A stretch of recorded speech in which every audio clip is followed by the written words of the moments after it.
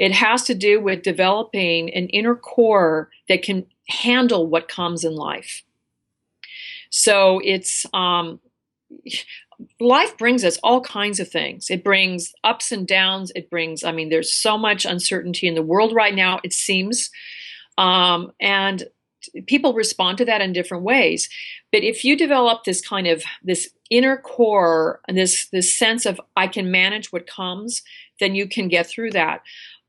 Dear friends of mine in Germany, Krista Diegelman and Margareta Easterman, work with breast cancer survivors, or people, not survivors necessarily, people dealing with chronic illness. And this is very much their idea. What we want to do is you want to build the resources. So you want to strengthen people through, I have 4 main resources I use with everybody. I use a peaceful place, nurturing figures, protector figures, and wise figures. So they imagine the figure, we add bilateral simulation. So we create a whole team of inner resources. So in managing a chronic illness, they could even add spiritual resources. They could add a whole team of support, have them in. And so then I think when you have that, then you have more of a sense of you can manage what comes. One of the techniques we can also use, and this is what I really believe in, is reprocessing the traumas from the past that are impacting one's capacity to handle what's happening now.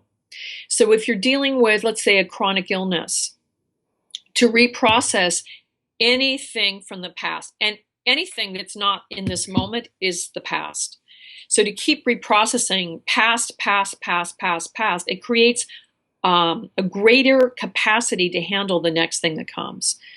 So I think that's really important. And I think the other thing is to create present day connections. So it's the whole way I think about things really has to do with networks. I think of networks all the time, either neural networks where resilience has to do with our capacity to have connection to more of our own resources inside, as well as outer networks. So having people in our lives that we can count on, that we can connect to, developing these relationships, decreasing isolation, nurturing relationships that help support us through difficult times.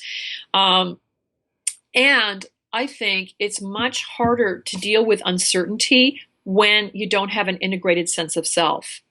So if you have a client, for example, who never developed a strong integrated sense of self because of lack of secure attachment, then some of the work is to do that attachment repair, because then when they have that integrated sense of self, they're more able to handle the difficulties that life brings them, from chronic illness to difficulties with their children to all the kinds of things that can come up, to job difficulties.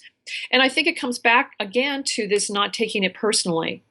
To, if you have an illness, it's not because you've done something wrong, or to be able to look at what can I manage, what is mine to do and what isn't mine to do. And actually the EMDR really helps to sort that out and what people need to do in those situations.